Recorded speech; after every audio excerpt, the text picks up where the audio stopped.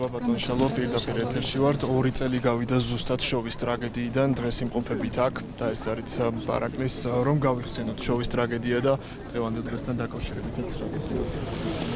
რა თქმა უნდა, ამ ადგილზე ყველას გვახსენდება 2 წლის წინანდელი მძიმე დღეები, სტიქია, რომელსაც 32 ადამიანი შეიწირა. გვახსოვს ეს ტრაგედია და გვახსოვს ამავე დროს ჩვენი მოსახლეობის ადგილობრივი პირველი რეაქციები და მათი მისვლა ადგილზე, სადაც ეს ტრაგედია დატრიალდა, ჩვენი მეხაძე მაშველების გმირობა, ექიმები, სამხედროები, პოლიცია. იცით რომ სამაშველო ღონისძიებებს მაშინ ერთი პოლიციელი და თავდაცვის ძალების წარმომადგენელი შეეწირა. და ეს იყო წუთები, როდესაც ტრაგედიასთან ერთად გაურკვევლობაც ბევრი იყო და შესაბამისად რთული იყო მაშინ ოჯახების და საზოგადოების მდგომარეობაც. მთავრობამ მაშინ ყველაფერი გააკეთა იმისთვის, რომ ის პირობა, რაც მისცა პრემიერ-მინისტრმა ოჯახებს, რომლებიც ეძებდნენ თავის ოჯახის წევრებს, შესრულებულიყო, რომ არ დარჩენილიყო არც ერთი ოჯახი, რომელიც ცოცხლად ან გარდაცვლად მაინც ვერ იპოვიდა თავის ოჯახის წევრს და ვერ შეძლებდა მის დატირებას. დღეს აქ მემორიალის მშენებლობის პროცესიც ნახეთ, სექტემბერში მემორიალი გაიხსნება და ასევე დაგეგმილია ტაძრის მშენებლობა, რაც მნიშვნელოვანი არის ოჯახის წევრებისთვის და ასევე აქაური მოსახლეობისთვის, რომ ეს ტრაგედია, ემოციური კავშირი ამ ტრაგედიასთან გქონდეთ. მინდა კიდევ ერთხელ ამ მომენტით ვისარგებლო და მაშინ ყველა იმ მეხანძე მაშველს, ყველა ექიმს, ყველა სამხედროს, ყველა პოლიციელს, ვინც ჩართული იყო, მათ შორის ინფრასტრუქტურის სამინისტროს წარმომადგენლები, ვინც ჩართული იყო აი ამ სამაშველო ოპერაციაში, კიდევ ერთხელ მადლობა გადავუხადოთ. აი მაშინ გამოჩნდა, რომ ძალა ნამდვილად ერთობაში არის და ერთობლივი ძალებით დაუღალავად დღისით და ღამით მუშაობდა ყველა, რომ ოჯახებს, რომლებიც ეძებდნენ თავის ოჯახის წევრებს, ჰქონდათ პასუხები. ბატონ შალვა, ხვალ დროებითი საგამოძიებო კომისიის შემაჯამებელი ხდომა დასკვნითი, ასე ვთქვათ, ფაზა, რას ფიქრობთ ამ დოკუმენტთან დაკავშირებით, როგორი მოლოდინები გაქვთ და ასევე რა ძალა ექნება საბოლოო ჯამში ამ დოკუმენტს? მთელი საზოგადოება აკვირდებოდა საგამოძიებო კომისიის მუშაობას, რომელიც ღია, საჯარო პირდაპირ ეთერში გადაიცემა და ყველამ თავისი ყურით მოისმინა კიდევ ერთხელ ის დანაშაულები, რომელიც სააკაშვილის რეჟიმს აქვს ჩადენილი. ყველამ კიდევ ერთხელ მოისმინა ის დანაშაულები, რომელიც უკვე ოპოზიციაში გადასვლის შემდეგ გააგრძელა ნაციონალურ მოძრაობამ, როგორც იდეოლოგიურმა ფრთამ. ეს ყველაფერი ჩვენ ნახეთ და მოვისმინეთ და ყველა მტკიცებულებებიც გამოჩნდა. ვიცი მე რომ საგამოძიებო კომისია საკმაოდ მოცულობით დოკუმენტს ამზადებს, ასე რომ ველოდებით საბოლოო დოკუმენტს, რომელიც შემდეგ უკვე პარლამენტი პლენარულ სხდომაზე განიხილავს სექტემბერში და სექტემბერში უკვე პარლამენტს ექნება შესაძლებლობა, რომ თლიან დოკუმენტს გაეცნოს, იმსჯელოს და შესაბამისი დასკვნები გამოიტანოს. შალვა, თქვენ ვრცელი სტატუსით უკვე გამოეხმაურეთ მორიგ წაგებულ დავას არბიტრაჟში ხაზარაძის და ჯახარიძის. თქვენ თქვით, რომ გარდა იმისა, რომ დადასტურდა წაგებულ დავით, თქვენ ახსენეთ ალბის ნაწილიც. ან ალბი უნდა დაინტერესდეს, რამდენად თავსებადია ასეთი ადამიანები, მათ პარტნიორად, როდესაც ისინი როგორც საქართველოში, ასევე საქართველოს ფარგლებს გარეთ უკვე რამდენად აგებენ სასამართლო დავას. რას გვეტყვით ამ ნაწილთან? ხაზარაძის და მისი პარტიის სახით ჩვენ უკვე ყავს საერთაშორისო სერტიფიცირებული თაღლითები, ასე რომ ეს არის ის ერთადერთი დასკვნა, რაც აი ამ პერიპეტიებს მოყვა. ახლა საჭირო არის ამაზე რეაქციები. რეაქცია გასაგებია საზოგადოების რაც უნდა იყოს ამაზე, რომ ასეთ ადამიანების ადგილი პოლიტიკაში არ არის, თაღლითებს, რომლებმაც არ იკმარეს ის, რომ თავის ქვეყანას აზიანებდნენ თაღლითური სქემებით, არ აკმარეს ეს და შემდეგ გადაწყვიტეს, რომ რაღაც საერთაშორისო ინსტრუმენტების ჩართვით $1.5 მილიარდი საქართველოს ბიუჯეტის მაშინდელი 15% ხალხის ჯიბიდან ამოიღო და საკუთარ ჯიბეში ჩაედოთ. აი ამას ცდილობდნენ, დამარცხდნენ და ფიქრობენ კიდე რომ მათი ადგილი არის პოლიტიკაში? რა თქმა უნდა არ არის. ეს ერთი. მეორე, რაც შეეხება ალდეს, რომლის წევრებიც ისინი არიან. რა თქმა უნდა, ალდეს შეგახსენებთ, რომ ალდე გამოირჩევა იმით, რომ რადიკალურ ძალებს უჭერს ხოლმე მხარს და იმავე მომენტში გამოენთებია ხოლმე ალდეს სხვადასხვა ხელმძღვანელი, როდესაც საქმე ხაზარაძეს ეხება. სად არიან ახლა? როდესაც მათი პარტნიორი თაღლითობაში არის ქვეყნის შიგნით თუ ქვეყნის გარეთ მხილებული, ეს სად არის მათი მორალური კოდექსი, ასე ვთქვათ, ალდესი, თაღლითების პარტია უნდა ყავდეს წევრად. ან ისინი გამოიტანენ დასკვნას ამ ყველაფრიდან და გარიცხავენ ხაზარაძეს და ჯაფარიძეს და ასეთ ადამიანებს არ გაიკარებენ გვერდზე, ან მაშინ ისინი გამოდის რომ თავის თავზე იღებენ პასუხისმგებლობას იმ თაღლითობაზე, რომელსაც საქართველოს წინააღმდეგ ეწევა ხაზარაძე ჯაფარიძე. ხაზარაძე ჯაფარიძის თემა რომ გავაგრძელოთ ისევ, აი მათი ოჯახის ადვოკატების განცხადება გავცნო და სადაც წერი რომ გერმანიის ელჩისთვის ხაზარაძეების ოჯახის საკუთრებაში არსებული ქონების იჯარით გადაცემა მოხდა ყველა შესაბამის წესით დაცვის და არსებობს ნოტარიულად დამოწმებული დადასტურებული ხელშეკრულება, თუმცა აღმოჩნდა რომ სინამდვილეში ამის მტკიცებულება არ არსებობს და არც არავის გამოუქვეყნებია ქონიაზე დრასთან გვაქვს საქმე. ხაზარაძე ჯაფარიძის ადვოკატები იმასაც ამბობდნენ რომ ალნაკლისთვის ყველაფერი გააკეთეს და თურმე ქართულ ხალხს მათი ვალი ქონდა, მაგრამ მოიარეს მთელი სამყაროს სასამართლოები და ყველგან დამარცხენ. ახლა მაგათო სიტყვაზე არენდობა ადამიანი ეს უკვე ფაქტია. მით უმეტეს თუ რომ როგორც გავეცანი ახლა ერთი ადვოკატი უარყოფს მე არ ვიყავიო, მეორე ადვოკატი არ იძებნება, ანუ ზოგადად გაურკვეველია საერთოდ ვინ არიან ეს ოჯახის ადვოკატები. მარტივი არის საკითხი. საქმე ეხება პოლიტიკურად აქტიურ პირებს. ეს საერთაშორისო ტერმინი არის ადამიანების, რომლებიც ჩართული არიან პოლიტიკაში და მათ მიმართ არსებობს განსაკუთრებული ასე ვთქვათ დამოკიდებულება სახელშეკრულებულ ურთიერთობაში შესვლისას. ასე რომ როგორც ხაზარაძე, ისევე გერმანიის ელჩი ორივე არიან პოლიტიკურად აქტიური პირები, ამიტომ საზოგადოებას აქვს სრული უფლება იცოდეს ყველა დეტალი ამ გარიგებისა, როდესაც უცხო ქვეყნის ელჩი, რომელიც ვხედავთ, რომ მისი საქმიანობით გამოირჩევა ოპოზიციის კომაგობით და მხარდაჭერით, ეს ელჩი, როდესაც საკუთარ ბინას, სადაც ის პირადად ცხოვრობს, სახლს ქირაობს, თაღლითობისთვის მჯავრდებული ადამიანისგან იმ მომენტში, როდესაც მან იქირავა როგორც ადვოკატებმა განაცხადეს, იმ მომენტში ხაზარაძე უკვე მჯავრდებული იყო თაღლითობისთვის, იმ მომენტში ხაზარაძეს უკვე დატოვებული ქონდა პარლამენტის მანდატი, წინააღმდეგ პარლამენტში, ანუ ადამიანი იყო თაღლითი, რადიკალი. როდესაც ასეთ ადამიანთან დებ ხელშეკრულებას, რა თქმა უნდა არის სრული პასუხისმგებლობა მათი, რომ აქ მაინც გამოიჩიან გამჭვირვალობა, გავიგე რომ გრანტების და ფულს არასაჯაროებენ და გვიმალავენ, მაგრამ გაასაჯაროეთ თავისივე ხელშეკრულებები და გვაჩვენონ რასთან აქვს საქმე. ხომ არ იყო აქ რაღაც უპირატესი მდგომარეობის შექმნა, მათ შორის კითხვები ისმის და ვერ გასცეს პასუხს, მარტივი კითხვა არის, გადასახადებს იხდიდა თუ არა ამ გარიგებიდან. უმარტივეს კითხვები, რომელზეც შეიძლება მარტივი პასუხების გაცემა, მაგრამ როდესაც ბუნდოვანია ამაზე პასუხები, რა თქმა უნდა, აქ ეჭვები არსებობს. მის ადვოკატებისგან თქვენ სხვა პასუხს არც არ მოდით, მაგრამ რას ელოდებით გერმანული მხარისგან? თქვენ თანაგუნდელები ამბობენ, რომ ახლა გერმანიის საგარეო ცნობიერების საკითხთან დაკავშირებით უნდა გააკეთოს მკაფიო განმარტება, რომ ეს პრობლემის მოცული საკითხს ნათალი ბოეფინოს და რეალურად გავიგოთ რა ხდება ამან.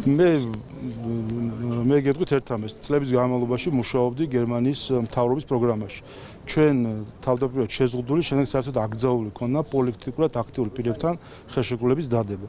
ვინაიდან ამ დროს არის საჭირო სპეციფიური რისკების გადამოწმება, მათ შორის ფულის გათეთრების მიმართულებით, კორუფციის მიმართულებით, ქონების თუ თანხის წარმოშობის გადამოწმების მიმართულებით, ამიტომ ჩვენ საერთოდ ინსტრუქცია ქონდა, რომ აკრძალული ქონდა პოლიტიკურად აქტიური პირებთან და პოლიტიკასთან დაკავშირებულ პირებთან ხელშეკრულებების დადება. არ ვიცი ახლა აქ რა შემთხვევასთან გვაქვს საქმე, როდესაც გერმანიის ელჩი ქირავნობის ხელშეკრულებას, რომელიც ჯერ კიდევ არ გვინახავს, დებს არათუ პოლიტიკასთან ახლო მყოფ ადამიანთან, არათუ რაღაც პოლიტიკაში ჩართულ ადამიანთან ხელშეკრულებას დებს ექსტრემისტ, რადიკალ პოლიტიკოსთან. ყველანაირი განსაზღვრებით, აი გერმანული დეფინიცია რო ავიღოთ, გერმანული დეფინიციით მამუკა ხაზარაძე იმ მომენტშივე, როდესაც ხელშეკრულებას დებდა, იმ მომენტში იყო ადამიანი, რომელმაც მანდატები დახია თავისი მანდატი დახია და გავიდა პარლამენტიდან. იყო გერმანული დეფინიციით ეს არის ექსტრემისტი პოლიტიკოსი. როდესაც ექსტრემისტ პოლიტიკოსთან დებ ხელშეკრულებას არ ვიცი მე ხარ ამდენ საქმის კურსში იყო საგარეო საქმეთა სამინისტრო გერმანიის და ასე შემდეგ, მაგრამ ვინც არ უნდა ყოფილიყო საქმის კურსში, ჩვენი გვადარდებს, ხო? როდესაც ხედავთ რომ უცხო ქვეყნის ელჩი სახელმწიფო ურთიერთობაში არის ოპოზიციო რადიკალურ ექსტრემისტ პოლიტიკოსთან, ეს რომ ამ შედეგებს მოიტანდა საბოლოო ჯამში, მე მგონი ცხადი იქნებოდა მისთვის. შვედეთის პრემიერის განცხადებასთან დაკავშირებით კითხავთ, რომელთაც უკრაინას ომში მყოფ ქვეყანას მოუწოდებს დაარეგულიროს ერთნაირი სქესიანთა ქორწინების საკითხი, როგორც განცხადებიდან ირკვევა, ამის საპირწონედ უკრაინის ევროპასთან დაახლოვება დგას. როგორ შეაფასებთ ამ განცხადებას და რა მოლოდინები გვაქვს საქართველოსთან? აი ზუსტად ეს არის ის სამწუხარო ტენდენცია, რასაც ჩვენ ხედავთ ევროპული ინტეგრაციის პროცესში. იცით რომ 27 წევრი არის ევროკავშირში, 27-ვე ქვეყნის ხმა გადამწყვეტია ნებისმიერ ეტაპზე ევროპული ინტეგრაციის ან კანდიდატის სტატუსის მინიჭება, მოლაპარაკების გახსნა, მოლაპარაკების დახურვა, შემდეგ თავებზე მოლაპარაკების გახსნა, დახურვა და ესე იქნება ათეულობით გადაწყვეტილება და ბოლოს გადაწყვეტილება გაწევრიანებასთან დაკავშირებით. და ჩვენ ხედავთ ბოლო პერიოდში სამწუხარო ტენდენციას და ეს ბალტემა დაიწყეს ბალტიის ქვეყნებმა, რომ უყურებენ არა საერთო წესებს და პროცედურებს და კრიტერიუმებს ევროკავშირში წესვის, არამედ ყველა სახელმწიფო რაღაც საკუთარ დღის წესრიგებს იღებს და ყველა პოლიტიკური ხელმძღვანელობა ამა თუ იმ ქვეყნის და თავის გემოვნებაზე არგებს ევროპულ ინტეგრაციას. შვედეთის პრემიერ-მინისტრისთვის რატომღაც მაინც და მაინც LGBT ქორწინებაა გამორჩეული, ვიღაცისთვის რაღაც სხვა იქნება და ახლა 27 ქვეყნის გემოვნებაზე უნდა იაროს კანდიდატმა ქვეყნებმა ეს პროცედურა უნდათ რომ დანერგონ ევროკავშირში ინტეგრაციის. ეს არის ერთ-ერთი გარდა შინაარსის და მთავარი ამავე დროს არის პროცედურული თვითნებობა, რასაც ჩვენ ახლა ვხედავთ, რომ ესათვის ქვეყანა იგონებს რაღაც დამატებით საკითხებს, კრიტერიუმებს, რომელიც მისი პოლიტიკური დღესდღეობის ნაწილი არის და თავს ახვებს გაწევრიანების პროცესს. ეს ერთი, მეორე, რაც შეეხება შინაარსს, ბოლო-ბოლო ჩამოყალიბდნენ, ხომ? ესე იგი იყო ეკლესიის განცხადება, საქართველოს მართლმადიდებელი ეკლესიის განცხადება, მას შემდეგ რაც იყო ევროკომისიის წერილი, სადაც მოითხოვდნენ ოჯახური ღირებულებების შესახებ კანონის გაუქმება, რომელიც ზუსტად ამ საკითხებს ეხება. ეკლესია რომელიც თქვა, რომ ყოველ ჯერზე ეკლესიის მიმართ, მათ შორის პატრიარქის მიმართ იყო პირობა ევროკავშირის წარმომადგენლების მხრიდან, რომ არ იქნებოდა არანაირი მოთხოვნა ევროკავშირის ინტეგრაციის გზაზე, რომელიც ეწინააღმდეგება იმ ტრადიციულ ღირებულებებზე, რომელზეც ევროპა საერთო ჯამში წესით დგას. ამის შემდეგ, ამ განცხადების შემდეგ თავისივე NGO-ები დაასიეს საქართველოს საპატრიარქოს, რომ თითქოს ამ განცხადებიდან გამომდინარე და თითქოს არავინ არაფერს არ ითხოვს. ახლა ისევ გვესმის, რომ შვედეთის პრემიერი ითხოვს. რა არის ამაში ხა პრობლემა? გამოვიდეს შვედეთის საელჩო, ესეც შვედი ხომ არ არის დეპუტატი არ არის, რომ ხელები დაიბანოს საელჩო, თქვას რომ დეპუტატს და პარლამენტს ის არ წარმოადგენს. მისი ქვეყნის პრემიერ-მინისტრია, მისი უშუალო ხელმძღვანელი არის. გამოვიდეს შვედეთის საელჩი და განმარტოს. არის თუ არა ეს შვედეთის მთავრობის კრიტერიუმი, როდესაც მათ შორის LGBT ქორწინების დაშვება, არის თუ არა ეს შვედეთის სახელმწიფოსთვის მთავრობისთვის კრიტერიუმი კანდიდატ ქვეყნებთან დაკავშირებით გადაწყვეტილების მიღებისა. რატომ ემალებიან ამ პასუხებს ახლა ბოლო-ბოლო, როდემდე უნდა ეთამაშონ ეს დამალობანვა ქართულ ხალხს, რომ ერთის ხომ ასეთ შემოვლითი გზებით, ნახევარ სიტყვებით, ნახევარ წინადადებებით და წერილებით შემოგვაპარონ საკითხები, რომელიც ამბობს მთელი საზოგადოება რომ არის მიუღებელი და საჯაროდ როცა ამაზე პასუხს თხოვენ, იქ ხელები ასავსაო, რომ არავინ არაფერს არ ითხოვს. ბოლო-ბოლო ეყოთ ამ ევროპელ ბიუროკრატებსაც ეყოთ სითამამე, გამოვიდნენ თქვან, ითხოვენ თუ არ ითხოვენ, უნდა აუყვეთ ამ მოწოდებებს თუ არ უნდა აუყვეთ. მარტივი საკითხია, ხომ და ამ მარტივ საკითხსაც გაურბია. ბატონო, ამ თემაზე ცირე ჩაკითხვა მექნება, თქვენ ამბობთ და მართალი გუნდის მოწვევის რომ თქვენ ებრძვით პროპაგანდას რეალურად და გვახსოვს პირადად თქვენი ვიზიტებით მათ შორის რეგიონებში, სადაც აცნობთ საზოგადოებას რა იყო თუნდაც იმ კანონის არსი, რაც იყო მიიღო პარლამენტმა, მაგრამ პარალელურად ოპოზიციისგან ვისმენთ, რომ ეს საფრთხე რეალური არ არის, არავინ არაფერს არ აძალებს და მით უმეტეს ეს არის რაღაცა გამოგონილი საფრთხე და გამოგონილ პრობლემებთან ბრძოლა. რატომ ვისმენთ ოპოზიციისგან ის გაუცნარადოს, როდესაც უკვე პირდაპირ მოწოდებებს ხედავთ სხვა ქვეყნის მაგალითად. უბრალოდ ყოველისა კიდევ ერთხელ უნდა გაიბიჯოს ერთმანეთისგან. ერთის უმცირესობების უფლებების დაცვა და აქ იგულისხმება მათ შორის სექსუალური უმცირესობები და მათი უფლებები დაცულია საქართველოს კონსტიტუციით და კანონმდებლობით და ამას საერთოდ არ ეხება ეს კანონმდებლობა და მეორე საკითხი არის პროპაგანდა. რომელიც ზუსტადაც ამ პროპაგანდის შეზღუდვის ნაწილი არის კანონი, რომელიც ბანალურ ჭეშმარიტებებს ამბობს, რომ ბაღებში და სკოლებში არ იყოს LGBT პროპაგანდა. გამოვიდნენ და გვითხრან მაშინ, რომ არა, უნდა იყოს. ხო შეუძლებელია ხა ამ ასეთ თემებზე ესეთ შემოვლითი დისკუსიები რომ არის. რაც შეეხება თავად რისკებს ევროკავშირის უმეტეს ქვეყნებში როგორც სქესის შეცვლა არის დაშვებული, ის LGBT ქორწინება არის დაშვებული, ის პროპაგანდა სკოლებში და ბაღებში არის დაშვებული და ასე შემდეგ. ჩვენ ხედავთ ტენდენციას და ზუსტად შვედეთის პრემიერ-მინისტრის განცხადება არის ამის დასტური, რომ ცდილობენ რომ ეს საკითხები აქციონ არა ქვეყნის საშინაო საკითხებად, არამედ აქციონ ევროკავშირში ინტეგრაციის კრიტერიუმად. შვედეთის პრემიერ-მინისტრმა ეს თქვა, რომ ეს არის კრიტერიუმი ევროკავშირში ინტეგრაციის. ამიტომ რა თქმა უნდა, ზუსტად ამაში არის ის რისკები, რომელსაც სჭირდება დაზღვევა. გარდა იმისა, რომ აქ კითხვები ისმებოდა შეიძლება თუ არა ჩვენ დაშვებული იყო, მათ შორის სამართლებრივადაც სქესის შეცვლა და ამ კანონმა შეზღუდა ზუსტადაც ეს მომენტები. გამომდინარე იქიდან, რომ არ იყო ამგზალავი ნორმები, იყო საკითხები, რომელიც სამართლებრივი დასაშვები იყო, მათ შორის გავიხსენოთ სახელმძღვანელოები, გავიხსენოთ სხვადასხვა დაწესებულებებში გავრცელებული ბუკლეტები, რომელიც ზუსტად LGBT პროპაგანდის იყო. გახსოვთ მაკდონალდსის შემთხვევა, რატომ ამოიღეს ის ბუკლეტი მაკდონალდსმა დაარიგა ერთი დღე, მეორე დღე რატომ ამოიღო? თუ კი ასე ვთქვათ დაშვები და მისაღები არის, როდესაც ბავშვებში ხდება LGBT პროპაგანდა. ამიტომ ყოველდღიურობაში ამას ყველა აწყდება და ხედავს და ამიტომ მნიშვნელოვანი არის ამისი სამართლებრივი მოწესრიგება. ბატონო შავა ოპოზიციის საერთო კანდიდატებზე უნდა გითხოთ თვითმმართველობის არჩევნებისთვის რა შანსები აქვს თქვენი აზრით ოპოზიციას ამ არჩევნებზე? ჩვენ ახლა ხედავთ რომ 4 ბარიერე გადალახული პარტიიდან 2 აპირებს მონაწილეობა მიიღოს, 2 უარსამომსო მონაწილეობა მიიღოს, 2 გულისხმობ ლელოს და კახარიას როგორც ჩანს მათ კონსულტაცია აქვს რაღაც ერთიანი კანდიდატებით იყვნენ. ეხლა თუ როცა შევხედავთ ლელოს და კახარიას კიდევ ერთხელ ერთის ყავს საერთაშორისო თაღლითი ხაზარაძის სახით და მეორე ყოფითი მატყუარა გახარიას სახით. ეხლა საერთაშორისო თაღლითი და ყოფითი მატყუარა როცა ერთად დაждდებიან, ამ საქმიდან კაი არაფერი ვერ გამოვა, მე მგონი მათთვისაც გასაგები უნდა იყოს. ბატონო შება ისევ რომ დაუყოვნეთ აი ხაზარაძის თემას, ვირუს პრესამ საფუძვლად ამბობენ რომ ხაზარაძეების ოჯახის ადვოკატების სახელით გამოყენებული განცხადების ერთ-ერთი ავტორი არის ზვიად კორძაძე, თუმცა თავად ზვიად კორძაძე არ ნიშნავს უარყოფს რასთან აქვს.